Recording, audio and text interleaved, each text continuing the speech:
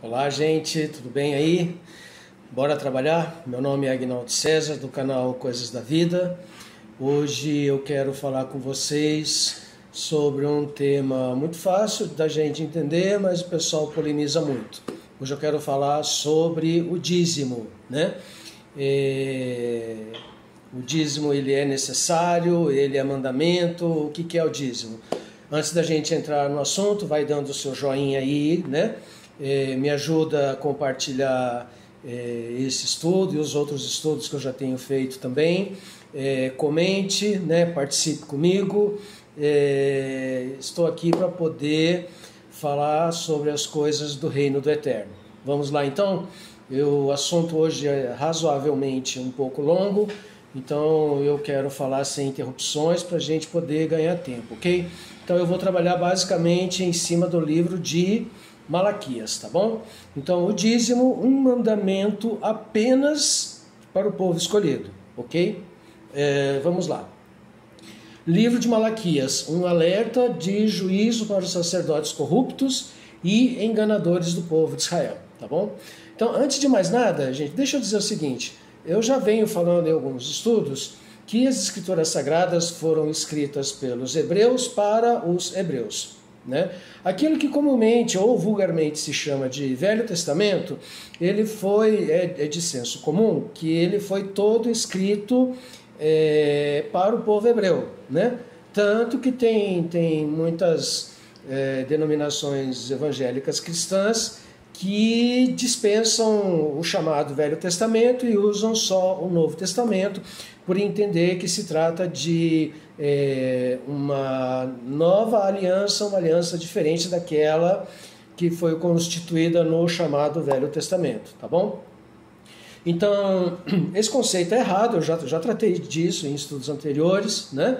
Mas ainda que esse pensamento fosse correto, né, o dízimo ele é todo trabalhado no Velho Testamento ou nas Antigas Escrituras, né? Como eu já venho falando, Antigas Escrituras não significa que elas foram anuladas, que elas foram obsoletadas, significa apenas que elas são escrituras antigas, né? Foram escritas há muito tempo, tá bom?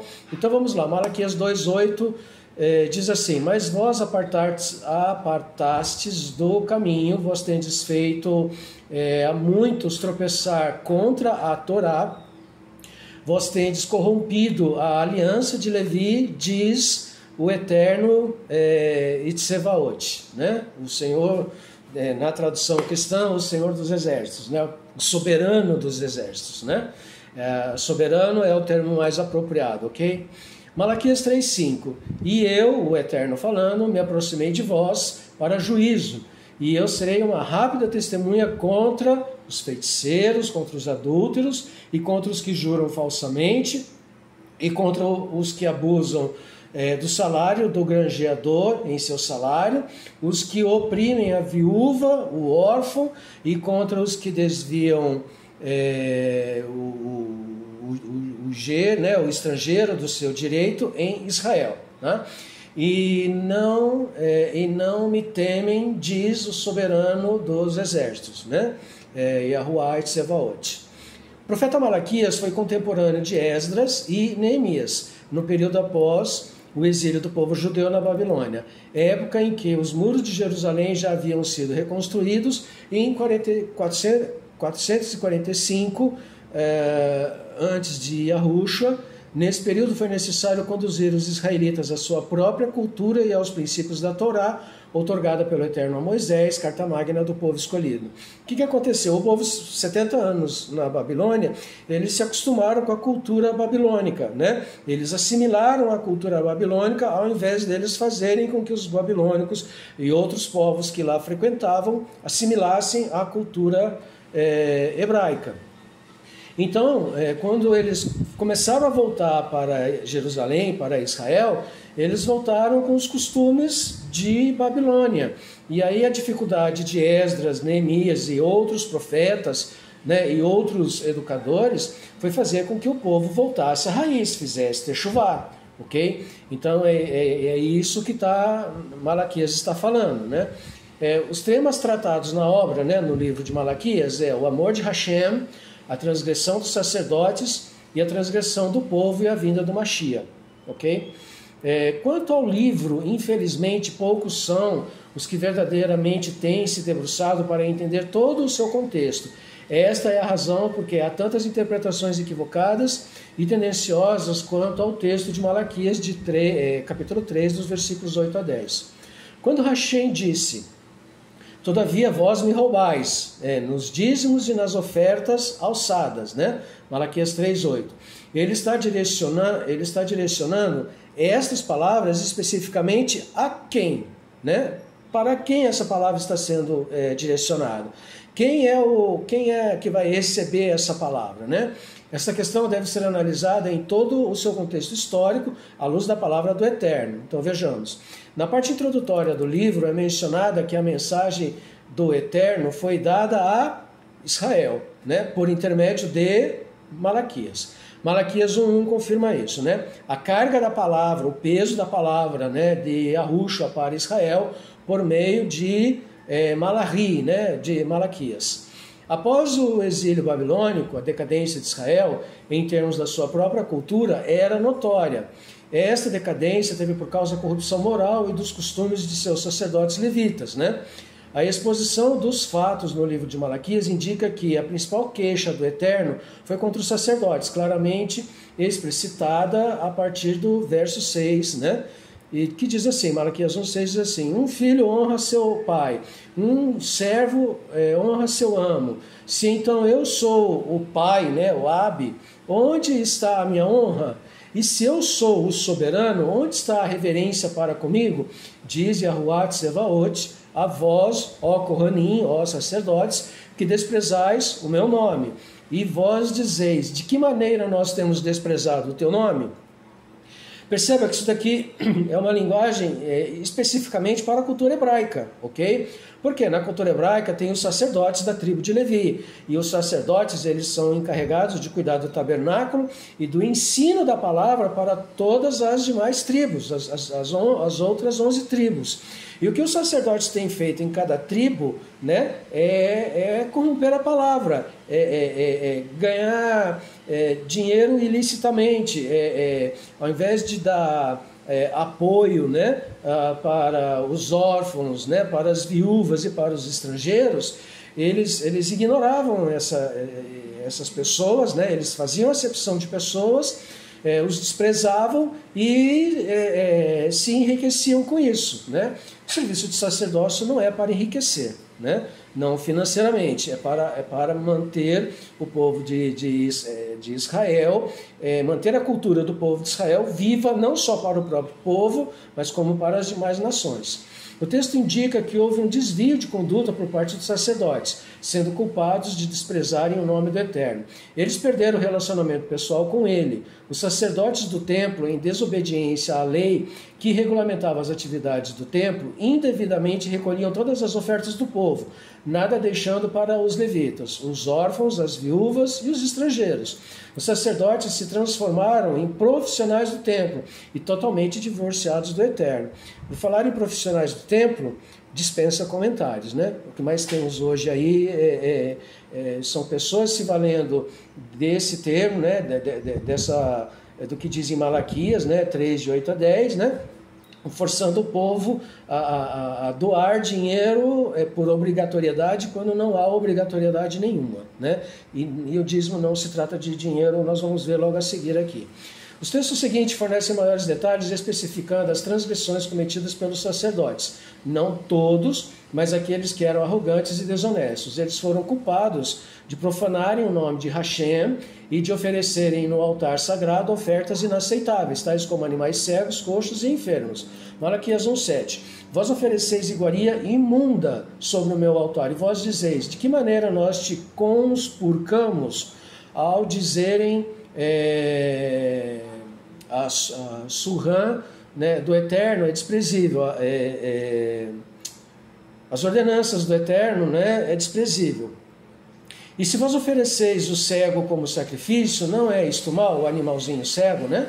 E se vós ofereceis o animalzinho manco e o animalzinho doente, não é isto mal? Oferece-o agora a teu governador, ficará ele satisfeito contigo, ou ele aceitará favoravelmente? Diz Yahuwah Tsevaot. E agora, busquemos a face do soberano, para que ele nos mostre a bondade. Este destarte tem sido traduzido por vossas próprias ações, assim eu não vos mostrarei favor, diz Yahuwah Tsevaot. Quem há entre vós que guarda as minhas portas, ou que acenda um fogo em meu altar para nada? Eu não tenho prazer em vós, diz Yahuwah Tsevaot, nem eu aceitarei uma oferta da vossa mão. Portanto, desde o nascente do sol até o poente do mesmo, o meu nome será grande entre as nações, e em todo lugar se oferecerá incenso ao meu nome, e as puras ofertas, porque o meu nome será grande entre as nações, diz Yahuwah Tsevaot. Mas vós o profanastes, os sacerdotes, pois dizeis, a surrã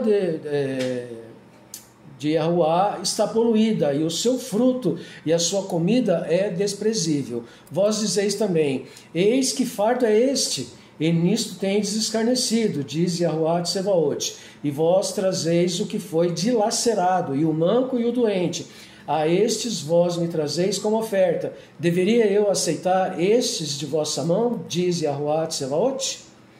Mas maldito seja o enganador, que tendo em seu rebanho um macho perfeito, faz voto e ainda sacrifica a Yahuwah coisa corrupta, porque eu sou o grande Meler, o grande rei, diz Yahuwah Tsevaot, e o meu nome é temido entre as nações. Portanto, o Eterno fala especificamente aos sacerdotes e não ao povo, pois eram sacerdotes que acendiam o fogo no altar. Malaquias 1:10, né? O capítulo 2 de Malaquias prossegue com a condenação dada por Hashem aos sacerdotes. Então, Malaquias 2:1 em diante.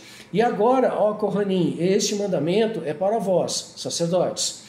Após descrever algumas das transgressões deles, Malaquias de 1:6-14, Hashem agora descreve o seu castigo. Então, Malaquias 2, versículo 2 em diante. Se vós não ouvirdes e se vós não o tomardes no leve, no seu coração, leve também significa entendimento, tá? Pode significar coração e entendimento, tá? Se vós não ouvirdes e vós não tomardes no entendimento ou no coração, para dar esplendor ao meu nome, diz Yahuwah Tsevaot, eu enviarei maldição sobre vós e eu amaldiçoarei vossas bênçãos. Sim, eu as amaldiçoarei desde já, porque vós não o adotais no leve, coração e entendimento. Eis que eu contagiarei vossa zerá, vossa semente, e lançarei esterco sobre as vossas faces. Assim sendo, o esterco das vossas moadim, e surgirá um que vos levará em razão de tudo isto. Israel e suas lideranças não têm escolha. Reter o verdadeiro nome, né, apesar das desculpas, resultará consequentemente em maldição permitida por Yahuwah. Isto é claro e simples para que todos compreendam. Guardar as festas fixas, né? Que é Páscoa, que é Sucote, que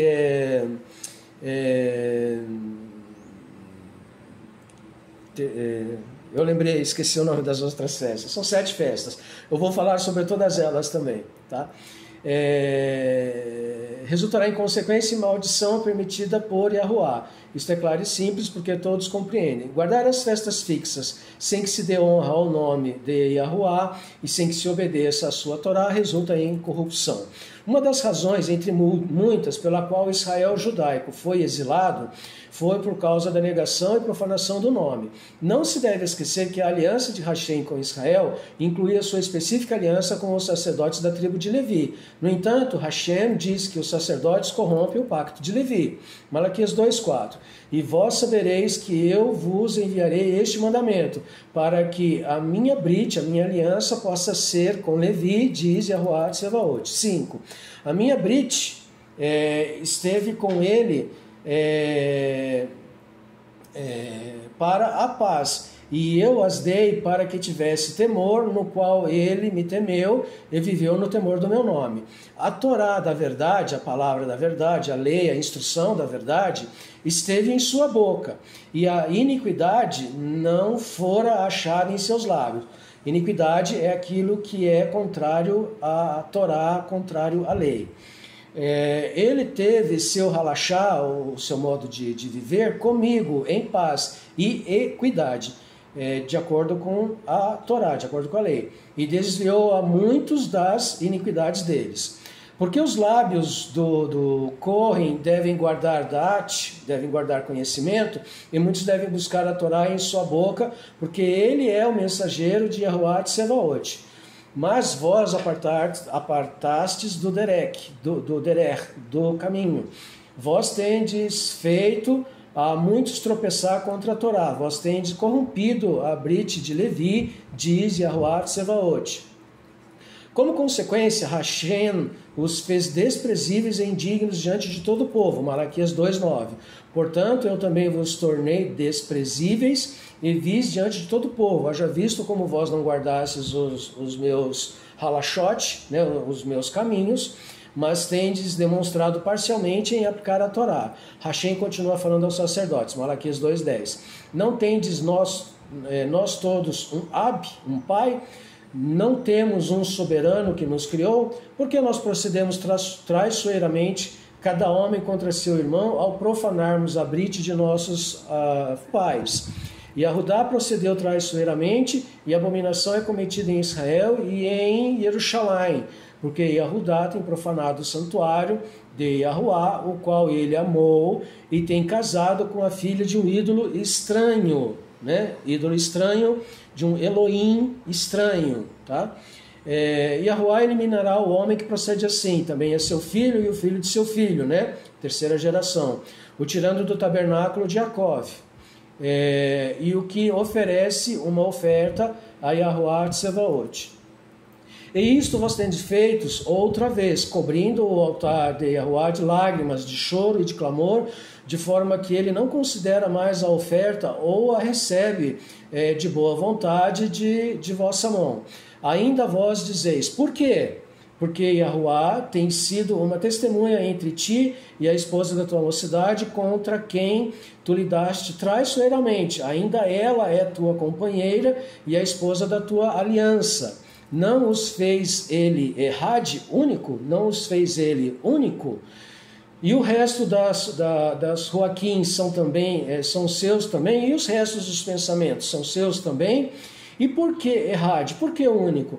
Porque para que ele pudesse buscar a semente do soberano. Portanto, acautelai-vos em vossa mente, e ninguém proceda traiçoeiramente contra a esposa da sua mocidade, porque Yahuwá, o soberano de Israel, diz que ele próprio odeia o divórcio, quanto aquele que encobre a sua transgressão com a sua veste, diz Yahuwá Tsevaot. Portanto, guarda a tua mente, para que não procedas traiçoeiramente para com ela. Vós cansastes a Yahuwá com vossas palavras. Ainda vós dizeis, de que modo nós o afadigamos? Quando vós dizeis, todos quantos fazem o mal são bons aos olhos de Yahuwá, e ele se deleita neles. Ou onde está o soberano do juízo? Condenando-os por causa dos casamentos com mulheres estrangeiras. O Eterno censurou a hipocrisia dos sacerdotes, por continuarem a oferecer sacrifícios, enquanto viviam em rebelião. Esta conclusão é óbvia, pois Malaquias 2,13 tem uma forte relevância contra os sacerdotes, por terem sido eles os que literalmente choravam sobre o altar. O povo de Judá e Israel não tinha acesso direto ao altar. Com relação aos casamentos mistos com mulheres pagãs, a mesma situação ocorreu no tempo de Neemias, a ocasião em que Hashem sentia-se muito desgostoso com os sacerdotes. Neemias 13, 27. Deveríamos nós vos dar atenção para procedermos com todo este grande mal, para transgredirmos contra nosso soberano, ao casarmos com mulheres estrangeiras? E um dos filhos de Ioiada, né? O filho de Eliashvi, o Kohen Hagadol, né? O sumo sacerdote, era genro de Sambalat, o Oronite, então eu o acossei de mim. Lembra-te deles, ó meu soberano, porque eles têm imaculado a divisão dos Kohanim e a brite do ofício dos Kohanim e dos Leviim, né, dos levitas. E assim eu os limpei de todos os estrangeiros e designei as obrigações dos Kohanim e dos levitas, cada um em sua própria obra. Em Malaquias 3, de 1 a 5, a repreensão de Hashem é novamente dirigida aos sacerdotes. Então, Malaquias 3, 1 em diante. Eis que eu enviarei o meu mensageiro, e ele preparará o caminho diante de mim. E o soberano, a quem vós buscais, subitamente virá a Recal. Assim sendo, o mensageiro da brite em que vos deleitais, eis que ele virá, diz Yahuwah Tsevaot.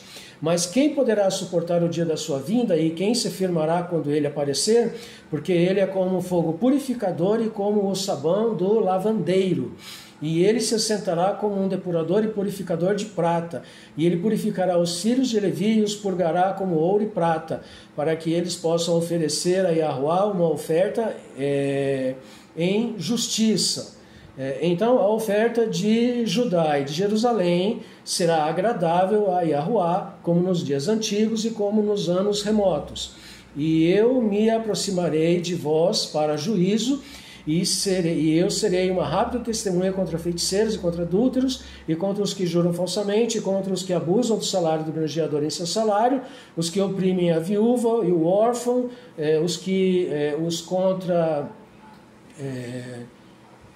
são contra, os que desviam o estrangeiro do seu direito em Israel, e não me temem, diz Yahuwah Tsevaot. Nesses textos, a anunciar o envio do mensageiro, uma profecia cumprida mais tarde na pessoa de João Batista, que prepararia o caminho do Mashiach. Hashem anunciou que o juízo começaria pelo seu templo, para purificar os filhos de Levi. Essa associação de palavras, templo, filhos de Levi, tudo tem a ver com o sacerdócio levítico. Com a centralização de poder por parte dos sacerdotes, as normas de Hashem foram desvirtuadas, desobedecidas, e as coisas sagradas foram profanadas. Como consequência, os sacerdotes detentores de todo o poder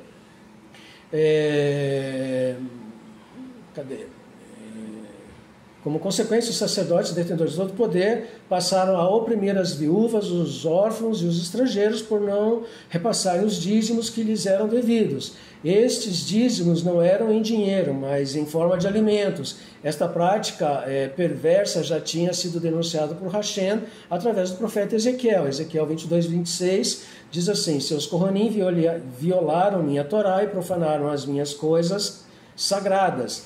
Eles não puseram diferença entre o Kadosh e o profano, nem sequer eles mostraram qualquer diferença entre o imundo e o limpo, e esconderam seus olhos dos meus Shabbats, e eu sou profanado entre eles. 27.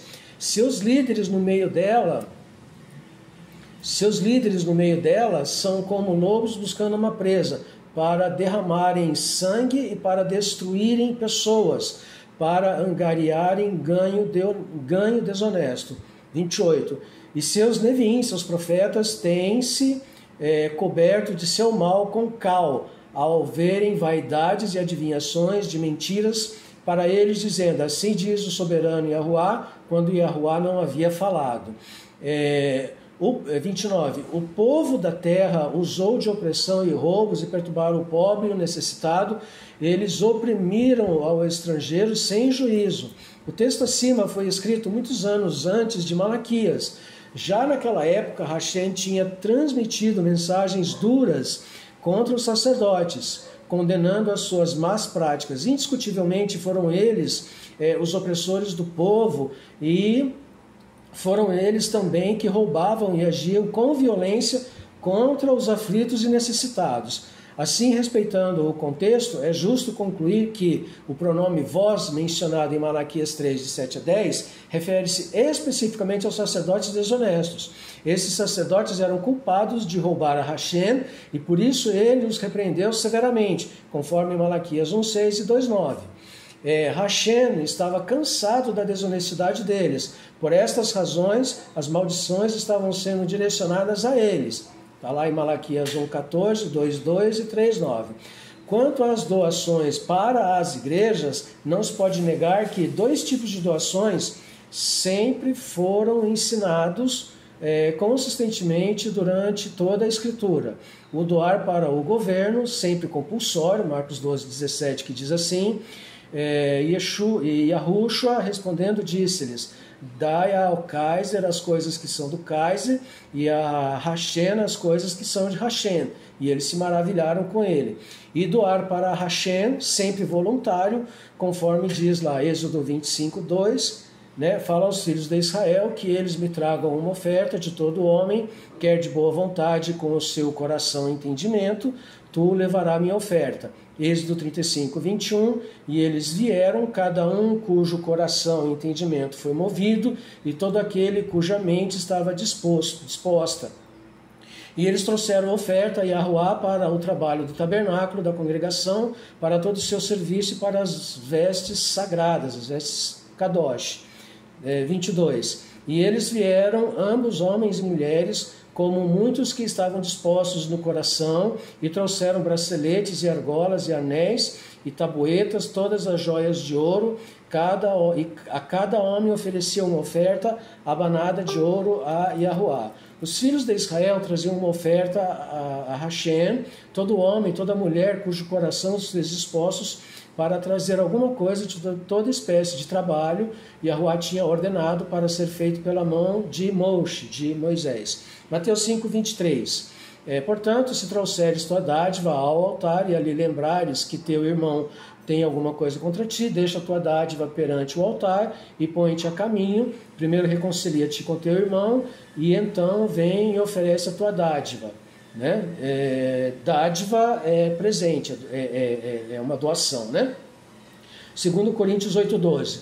Porque se há entendimento de boa vontade, então cada um pode dar de acordo com o que um homem tem, e não conforme o que ele não tem, e assim sua dádiva se tornará aceitável. O assunto tem sido grandemente confundido por alguns que entendem incorretamente a natureza dos dízimos das antigas escrituras. Os dízimos não eram primariamente ofertas a Hashem, mas taxas para suprir o orçamento nacional de Israel, né, da nação de Israel. Né? O dízimo era tipo um imposto, uma taxa, né? Não vou dizer imposto, eu vou dizer uma taxa, porque era algo que era dado de coração. Todo israelita sabia que precisava contribuir, tá, ok? Porque Israel é uma nação que adora a um único soberano, os sacerdotes levitas atuavam como um governo civil, ok? Por isso eu digo que a Torá era a carta magna do povo escolhido, era a constituição do povo escolhido. Levítico 27:30 diz assim,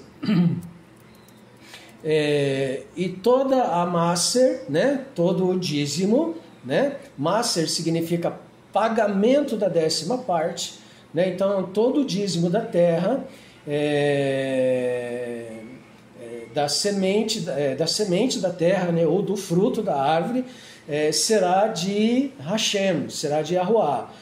Kadosh a Yahuá, é sagrada a Yahuá. E se um homem realmente resgatar qualquer do seu máser, do seu dízimo, ele deverá acrescentá-lo com a sua 5ª parte, né? Já que ele pegou uma coisa sagrada, né? Ele fez uso de uma coisa que é sagrada, ele vai devolver essa coisa sagrada mais a 5ª parte dela, né? Vai acrescentar uma 5ª parte. Verso 33. Ele não investigará se é bom ou mal, nem ele o trocará, e se ele no máximo o trocar, então eles ambos e aquilo pelo qual for trocado serão sagrados, não serão resgatados. O dízimo foi um precursor do imposto de renda, visto que era um segundo dízimo anual requerido por Hashem para suprir uma festa nacional. Deuteronômio 14:22. Diz assim, vós verdadeiramente dareis o dízimo de todo o aumento da tua semente que o campo produzir ano a ano. Ou seja, se num determinado ano foi produzido uma certa quantia e no ano seguinte foi produzido mais do que o ano anterior, então o dízimo é correspondente àquilo que foi produzido, não àquilo que era do ano anterior, né? Depois você leia Deuteronômio 14, 22 a 29, né, que vai explicar tudo direitinho. No verso 23 ainda diz assim: e tu comerás diante de Hashem teu soberano, no lugar que ele vier escolher para colocar seu nome ali. O maser, né, o dízimo de teu cereal, de teu vinho e de teu óleo, né, e os berrorote, né, os filhotes de teu rebanho, né, a primeira cria de tuas ovelhas, para que tu possas aprender a temer e arruar teu soberano para sempre. Taxas menores foram também impostas ao povo pela lei, Levítico 19, 9. E quando tu ceifares a colheita da tua terra, tu não ceifarás os cantos de teu campo completamente, nem tu juntarás a respiga da tua colheita. E tu não respigarás teu vinhedo, nem tu juntarás toda a uva de teu vinhedo. Tu as deixarás para o pobre e o estrangeiro. Eu sou Yahuwá, teu soberano. Êxodo 23, 10 e 11. E 6 anos semearás a vossa terra e recolherás os seus frutos, mas no 7º ano a deixarás descansar. E ainda reclinarás para que os pobres... para que os pobres do teu povo possam comer, e o que eles deixarem será para que os animais do campo se alimentem. Desta forma, lidarás com tua vinha e com tua oliveira. Né? Então, essa é a sequência. Né? 6 anos você trabalha a terra para você, né? E para aqueles que trabalham para você. No 7º ano, né, você não trabalha a terra, ninguém trabalha a terra descansa, é um ano sabático, tá? Porém, o pobre e o estrangeiro pode se alimentar, e o que sobrar, o animal se alimenta. Então, primeiro o dono, depois o pobre e o estrangeiro, depois o animal, nessa ordem, ok? Portanto, todo esse dinheiro era usado para colocar a nação em funcionamento, né? E logo a doação total requerida dos israelitas não eram apenas o entorno dos 10%. Toda doação, a parte daquela que era requerida para colocar o governo em funcionamento, era puramente voluntário. Está lá em Êxodo 25, 2. 1 Crônicas 29, 9. Então o povo teve alegria, porquanto eles ofertavam voluntariamente, porque com o entendimento perfeito, com o coração perfeito, eles ofertavam voluntariamente a Yahuwá. E Davi, o rei, também se regozijou, né, com grande felicidade. Cada pessoa dava conforme o que estava em seu coração, né, em seu entendimento. Nenhuma porcentagem ou quantia era especificada, né? Os crentes da Aliança Renovada nunca são ordenados a dizimar, a dar o dízimo. Mateus 22, 15 em diante.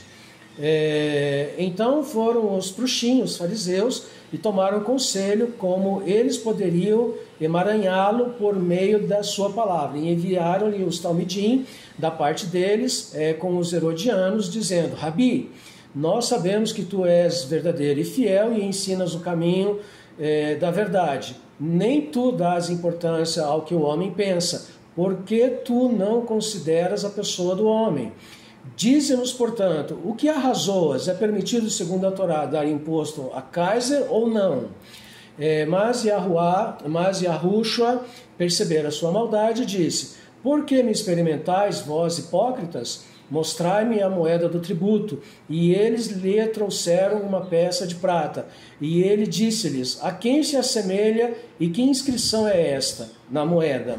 E eles disseram-lhe: de Kaiser. Então ele disse-lhes: dai obedientemente, portanto, a Kaiser as coisas que são de Kaiser, né, e a Yahuwá as coisas que são de Yahuwá.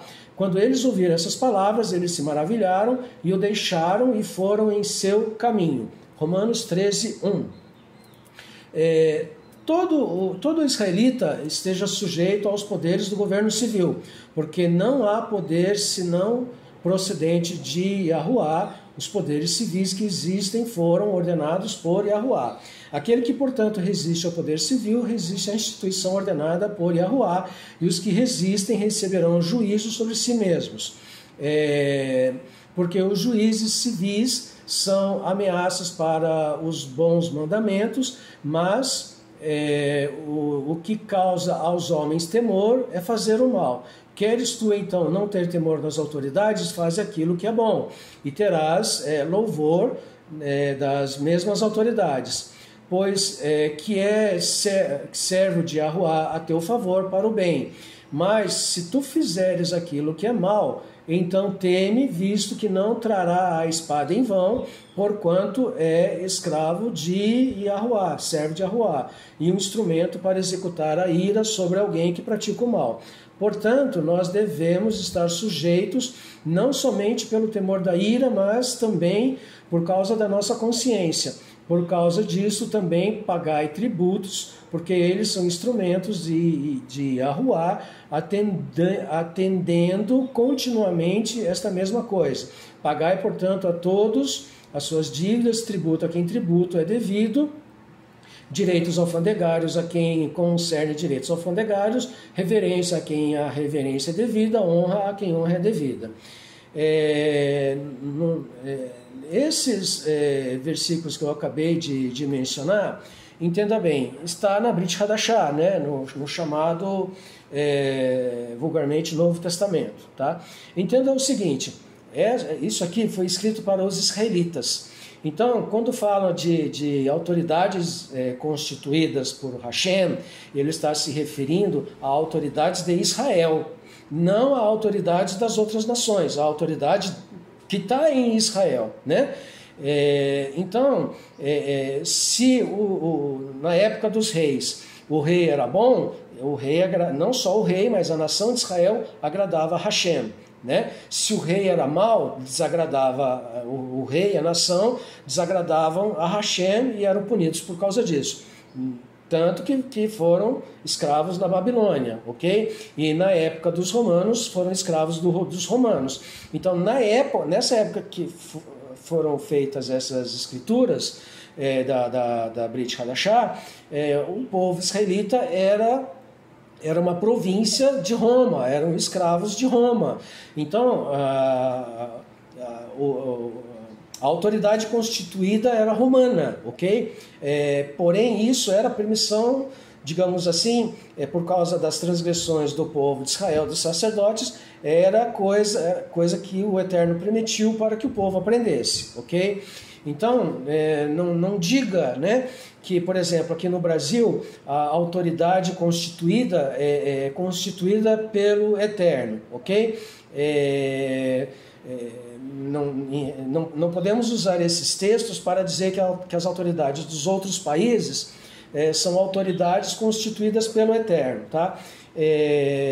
Não por causa disso. Se está no poder, é porque tem permissão, mas não permissão para ajuizar o povo, ok? Porque quando Hashem institui uma autoridade sobre Israel, é para governar Israel para o bem ou para a correção, ok? Um presidente, um rei, um monarca de um outro país segue o seu caminho natural, ok? Então, voltando à questão do dízimo, né? Tudo isso se refere sobre uma única doação que era requerida naquela época, que é o pagamento dos impostos para o governo romano, no caso, ok? Interessante, por exemplo, nós aqui no Ocidente, né, na América, atualmente pagamos entre 20% e 30% dos nossos rendimentos para o Brasil. No governo, né, se eu não me engano, está 45%, 50% ou mais até. Né? Então, eu só quero fazer aqui uma similaridade, né, entre, por exemplo, os impostos que nós pagamos e o que Israel doa para que haja governo, né, para que os levitas possam governar o país, ok? Então tá. No mais, como parâmetro de direção para a nossa doação para Hashem e sua obra, devemos ter por referência as palavras do próprio Yahushua em Mateus 5, 23, 24 e Lucas 19, 18, de 9 a 14, bem como as palavras de Paulo em 2 Coríntios 8, 12, 9, 6, 7, que eu estarei lendo aqui agora. Então vamos lá, Lucas 18, 9, porque os outros, Mateus 5, 23 e 24 já foi citado, né? Diz assim, Lucas 18, 9 em diante. Ele falou esta parábola e alguns dentre o povo que confiavam em si mesmos de que fossem justos e desprezavam os outros. 2 homens subiram a Beit Hamikdash, ao templo, para fazerem tefilá, fazerem oração. Um era Prush, fariseu, e o outro um coletor de impostos. O Prush, estando em pé, fazia tefilá dentro de si mesmo, né? Se referindo ao Eterno, né? Eu te sou grato, porque não sou como os outros homens, extorsionistas, injustos, adúlteros, ou nem mesmo como este coletor de impostos. Eu jejuo 2 vezes por semana, eu dou o dízimo de tudo o que possuo. E o coletor de impostos, estando em pé, de longe não quis levantar tanto os seus olhos aos céus, né? Mas batia no seu peito dizendo a Hashem, né? Tem compaixão de mim por ser um transgressor. Eu vos digo, né? E Yahushua dizendo, eu vos digo que este homem desceu para a sua casa, né? Justificado, em vez do outro, porque todo o que se exalta será humilhado e o que se humilha a si mesmo será exaltado. 2 Coríntios, cadê? Sumiu aqui. 2 Coríntios 9,6. Mas isto digo, aquele que semeia com moderação também colherá reduzidamente, e o que semeia abundantemente colherá em abundância. Cada um segundo o que tiver proposto em seu coração, contribua, não de má vontade ou por necessidade, porque Hashem ama a quem contribui alegremente.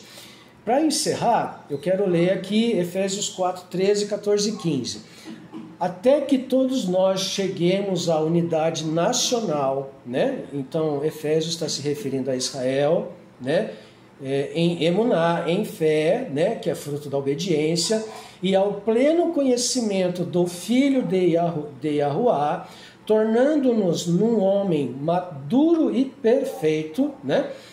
Tem muita gente que diz que a gente não precisa ser perfeito, mas está aqui, né? Precisamos ser perfeitos, segundo a mesma medida e a mesma estatura da plenidade que há no próprio Mashiach, para que não mais sejamos meninos, se atirando sinuosamente e levados por todo vento de instrução, pelas tramas dos homens e inteligência humana, utilizadas para aqueles que ficam à espreita para vos enganar, mas falemos a verdade em amor, para que possamos progredir e crescer por meio daquele que é o cabeça de Kol Israel, a saber, o Mashiach. Ok, vamos fazer o encerramento aqui. O dízimo não é o dízimo, segundo as Escrituras Sagradas, não é para outra religião qualquer, né? O dízimo é uma taxa que o Eterno determinou para que o povo desse segundo aquilo que produzisse, para que a nação de Israel tivesse a sua manutenção, ok?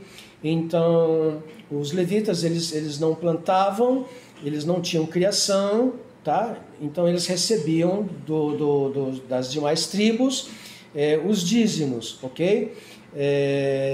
Então, eles faziam essa doação e eles prosperavam por causa disso, tá? Então, dízimo é também um dos 613 mandamentos que está na Torá, tá bom? Então, se você fala que dízimo é mandamento e precisa ser guardado, então você também está dizendo, né, como acho que Timóteo disse, né, aquele que quebrar dos pequenos mandamentos quebra todos, ele está se referindo à Torá, né, aos 613 mandamentos e não aos 10 pronunciamentos, né, das 2 tábuas dos 10 pronunciamentos, tá? Então, o dízimo, ele faz parte das 613 leis. Então, se você quer dar o dízimo bonitinho, então você está obrigado a guardar as 612 leis restantes, tá bom? De acordo com a Torá, tá? Eu quero trazer um outro ponto de vista. Ninguém pode dizer, né, que o dízimo é uma instituição de Deus para as religiões, né? Eu fiz um estudo, publiquei um vídeo recentemente, falando sobre religião e cultura, tá bom? O povo de Israel, o povo escolhido, não tem religião, ele tem uma cultura, tá? O judaísmo como religião não se aplica àquilo que o Eterno quer para o povo escolhido, tá bom? Então, o judaísmo é uma religião, a cultura do povo de Israel é outra coisa, tá? O dízimo está dentro da Carta Magna de Israel, tá? Dentro da Torá. Então você não pode pegar e falar assim, olha, Deus, né? Você usa lá Malaquias 3:10 para dizer que nós não podemos roubar de Deus, porque temos que dar o dízimo. Primeiro, o dízimo não é dinheiro, o dízimo é alimento. Segundo, o dízimo é uma instituição para o povo escolhido, para a nação escolhida, para Israel, não para outro povo, né? Qualquer nação, tribo, língua que queira se juntar à nação de Israel vai ser sim obrigada a guardar a Torá, ok? Porque está se juntando à boa oliveira, tá? Então, o dízimo, ele é para o povo escolhido, não é para outra nação, tá? O dízimo é para sustento da nação, não é para sustento do levita, é para o sustento da nação, para suprir tudo que a nação precisa. Por exemplo, aqui no Brasil nós pagamos taxas, impostos, tributos, um monte de coisa, mas tudo isso, se é justo ou não, não estou discutindo aqui. Nós pagamos tudo isso para manter o Brasil funcionando, tá? Nós temos o serviço público, está inchado ou não, enfim, tá? Então, Israel também, as taxas de Israel é dízimo, por exemplo, eles não têm, os cantos da lavoura eles não podem tirar, porque é específico para pobres necessitados e estrangeiros, tá? E a cada 7 anos a terra descansa, e o que a terra produzir nesse 7º ano, isso vai para os necessitados, pobres, órfãos, estrangeiros, enfim, tá bom? Eu diria até visitantes que estiverem passando de caminho com fome, tá? Enfim.